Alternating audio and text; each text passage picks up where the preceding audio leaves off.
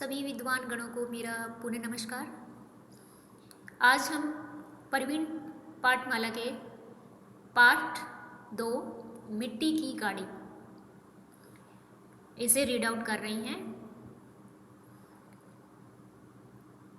आपको पुनः मैं फिर से कह रही हूँ कि जब मैं लाइन को पढ़ रही हूँ स्टार्टिंग से, उसी तरह से आपको अपनी मोबाइल के अंदर जो PDF जो आपको डिलीवर किया जा चुका है उस PDF को ओपन करके रखना है और आप जो है उसको साथ में जैसे कोई वर्ड्स मीनिंग आपको समझ नहीं आ रहा तो आप पेन से उसको कॉपी में नोट कर सकते हैं। आप मुझे ये लेसन जो है वीडियो देखने के बाद व्हाट्सएप से या कॉलिंग से किसी भी जो भी आपको सूटेबल लगे मेल ID से आप मुझे पूछ सकते हैं। तो हम पाठ को स्टार्ट करते हैं। संस्कृत में एक प्रसिद्ध नाटक है मिर्च कट्टिकम, अर्थात मिर्च कट्टिकम का अर्थ होता है मिट्टी की गाड़ी। एक सवाल तो यही बन रहा है, इस टाइप के प्रश्न आपके एग्जाम में आपके जो फिल इन द ब्लैंक्स होते हैं उस टाइप से या किसी तरह से पूछे जा सकते हैं कि मिर्च कट्टिकम जो हमारा नाटक था उसका अर्थ क्या है, मिट्टी की गाड़ी। यह नाटक किसने लिखा? यह नाटक शूद्रक ने लिखा है।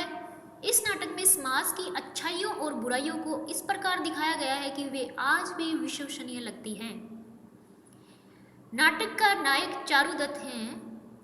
वह धनी परिवार से है, धनिकों की बस्ती में रहता है, पर व्यापार में घाटा होने के कारण गरीबी में जी रहा है। धन के नाम पर उसके पास चरित्र और यश ही रह गया है। बसंत सेना नाम की गणिका उसे बहुत चाहती है। उसे चारुदत्त से प्रेम है, धन से नहीं। अब देखिए, संस्कृत में प्रसिद्ध नाटक है मिर्च कट्टिकम जिसका अर्थ मिट्टी की गाड़ी है, लिखा है शूद्रक ने। और किसके बारे में ये नाटक? तो नाटक हमें क्या बता रहा है? समाज की अच्छाइयाँ और बुराइयों के बारे में बता रहा है। अब नाटक का नायक कौन है? तो ये चारुदत्त है। और वह कौन है? वह धनी परिवार से है, धनियों की बस्ती में, धनी लोगों की बस्ती में रहता है। व्यापार में उसे क्या है, घाटा होने के कारण अब वो गरीबी में लाइफ जी रहा है और उसके पास धन नहीं है, तो क्या रह गया? चरित्र और यश ही रह गया है। और गणिका नाम की जो गणिका कौन है? बसंत सेना नाम की गणिका का नाम क्या है? बसंत सेना नाम की गणिका उसे बहुत चाहती है और चारुदत्त से प्रेम है, उसे धन से नहीं।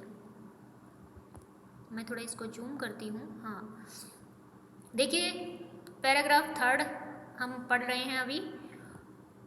उस समय समाज में अन्याय और अत्याचार बढ़ रहा था। राजा को इसकी कोई चिंता नहीं थी। वह मौज मस्ती में रहता था। उसके राज्य में चोर लुटेरे अपनी मनमानी और लूटमार करते थे। प्रजा इनसे बहुत त्रस्त थी। त्रस्त मतलब बहुत दुखी थी। समाज में असुरक्षा व्यापक थी। इसी डर से बसंत सेना ने अपने गहने चारुदत्त के पास रखवा दिए थे। बसंत सेना कौन है? गणिका, जो चारुदत्त से प्रेम करती है। उसने समाज में असुरक्षा फैल चुकी थी तो उसने अपने गहने कहाँ रखवा दिए? चारुदत्त के पास। एक दिन एक सेंधमार उन्हें चुरा कर ले गया। सेंधमार चोर। चारुदत्त को यह चिंता सताने लगी कि लोग उस पर दोष लगाएंगे कि उसने बसंत सेना की जो उनके गहने थे उन्हें यहाँ पे धरोहर बोला गया है, धरोहर को हड़प लिया है।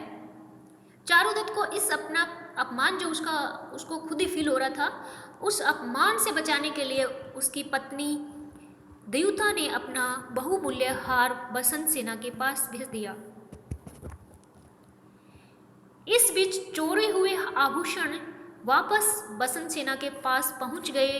बसंत सेना द्यूता का हार लौटाने के बहाने चारुदत्त के घर आती है। चारुदत्त का नन्हा बच्चा जिद कर रहा है, मुझे सोने की गाड़ी चाहिए। असल में उसके साथी अमीर परिवारों के थे और कीमती खिलौनों से खेलते थे।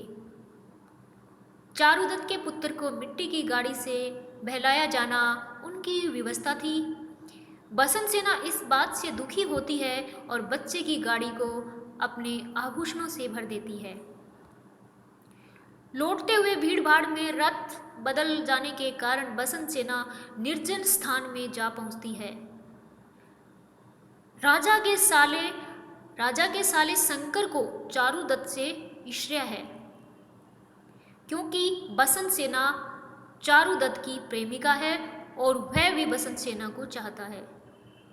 इसलिए मौका पाकर शंकर बसंत सेना की हत्या का प्रयास करता है और लौटकर चारुदत्त पर बसंत सेना की हत्या का झूठा आरोप लगा देता है। न्यायाधीश के पास विवाद पहुंचता है। न्यायालयों में भी भ्रष्टाचार फैला है। राजा का साला न्यायाधीश को धमकाता है। चशमदीद गवाह को न्यायालय तक नहीं पहुंचने दिया जाता है। चारुदत्त के विरुद्ध झूठी गवाही दी जाती है और सच्चे गवाहों के बहानों को भी तोड़ मरोड़ दिया जाता है। न्यायाधीश बिना देर लगाए चारुदत्त को मृत्युदंड सुना देता है। निर्दोष चारुदत्त को मृत्युदंड देने की घोषणा सुनते ही जनता में असंतोष फैल जाता है। राजा के विरोध में जन आंदोलन खड़ा हो जाता है। जन क्रांति होती है। झूठे आरोपों में बंदी बनाए गए कैदी छोड़े जाते हैं। उन्हीं कैदियों में से एक ऐसा था जिसने शंकर को बसंत सेना का गला दबाते हुए देखा था। वह कैदी वध स्थल की ओर भागता है। बसंत सेना गला दबाए जाने से बेहोश हो जाती है, लेकिन शंकर उसे मरी समझकर भाग जाता है। होश में आने पर बसंत सेना चारुदत्त को दिए गए मृत्युदंड की खबर सुनती है और वह भी चारुदत्त को बचाने के लिए न्यायालय की ओर दौड़ती है। दूसरी ओर चारुदत्त का बेटा भी आभूषणों से लदी मिट्टी की गाड़ी लेकर वहां पहुंचता है जहां चारुदत्त को मृत्युदंड दिया जाना था। शंकर अपने सामने जल्दी से जल्दी चारुदत्त को फांसी लगते देखना चाहता है, पर जब क्रांतिकारियों की भीड़ वहां पहुंचती है तो उसे अपनी जान बचाना कठिन हो जाता है। बसंत सेना के आ पहुंचने से सारे आरोप ही झूठे सिद्ध हो जाता है।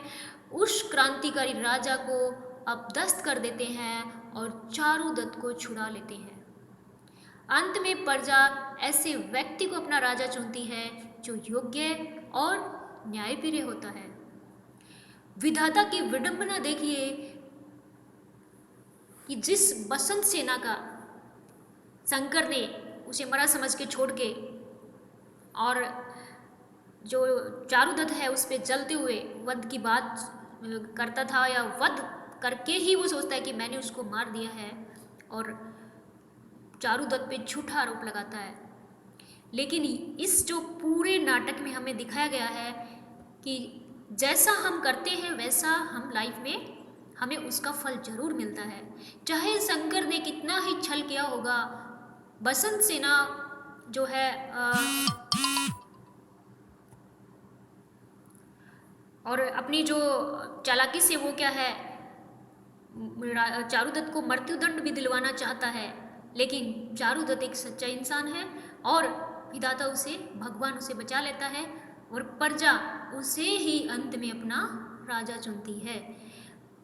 और इसीलिए हम बच्चों को भी सिखाते हैं, हर जगह बोलते हैं कि अच्छे कर्म करो ताकि हमें उसका फल भी अच्छा ही मिले, क्योंकि बुरे फलों का जो बुरे कर्म जो हम करते हैं या दूसरा जो भी करता है उसे एक न एक दिन उसका जो है भुगतान जरूर करना पड़ता है, क्योंकि भगवान के घर में देर जरूर होती है, अंधेर कभी नहीं।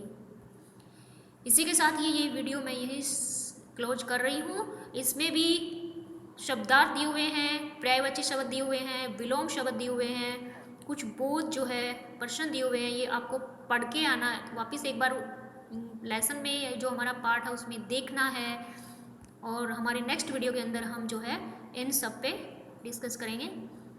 धन्यवाद आप सभी को।